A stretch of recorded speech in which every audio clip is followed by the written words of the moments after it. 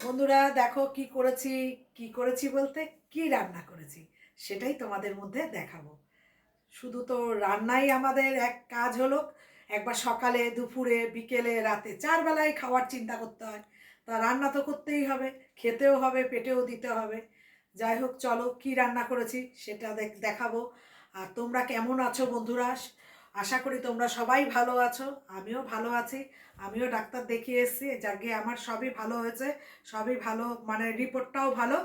হ্যাঁ, চলো আজকে কি রান্না করেছি তোমাদের দেখাবো। আচ্ছা, এই দেখো এখানে ভাত ভাত করেছি রোজের মতো, এখানে তো ভাত আছেই। হ্যাঁ, ভাত তো আমাদের লাগবেই, ভাত আগে, সবার প্রথমে ভাতের প্রয়োজন আমাদের। আচ্ছা, আর এখানে দেখো ঢেঁড়স পোস্ত করেছি। এই দেখো এখানে ঢেঁড়স পোস্ত করেছি। আর আজকে আমাদের নিরামিষ। হ্যাঁ, তোমরা জানো শুক্রবার করে আমরা নিরামিষই খাই। হ্যাঁ, কারণ প্রতি শুক্রবার তোমরা জেনেই গেছো যে আমরা নিরামিষ খাই। আর এখানে টমেটোর ডাল করেছি, মটরের ডাল দেখো ঘন করে করেছি। এই যে আজকে একটু টমেটোর ডাল করলাম। আর ক্যাপসিকাম দিয়ে আলু দিয়ে পনির করেছি। এই যে পনিরটা দেখো, এই দেখো ক্যাপসিকাম দিয়ে, এই যে দেখাই, আমি একটু ক্যাপসিকামটা একটু ডুমডুম করেই কেটে নিই। আর এর মধ্যে না একটু কাজু বাটা দিয়েছি আমি। একটু কাজু বাটা দিলে না রান্নাটা টমেটোর সাথে আমি কাজুটাকে একটু বেটে নিই। আর একটুখানি টমেটো কুচি কুচি করে দিই, তাহলে না রান্নাটা বেশ দেখি খুব সুন্দর হয়। হ্যাঁ, একটু নিরামিষের দিনে একটু কাজু বাটা মগজ বাটা দিলে কি রান্নাটা টেস্ট হয়। আচ্ছা, এই হলো তোমার লেবু আর শশা তো আছেই। আজকে গন্ধরাজ লেবু না, আজকে হলো পাতি লেবু। আরেকটা জিনিস দেখানোর আছে, সেটা হলো রান্নার পরে করেছি। দাঁড়াও বন্ধুরা, দেখাচ্ছি তোমার।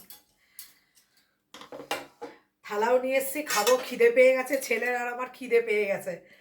আর এই দেখো, বাবা এটা ধর, এখানে দেখো, এই দেখো পায়েস করেছি।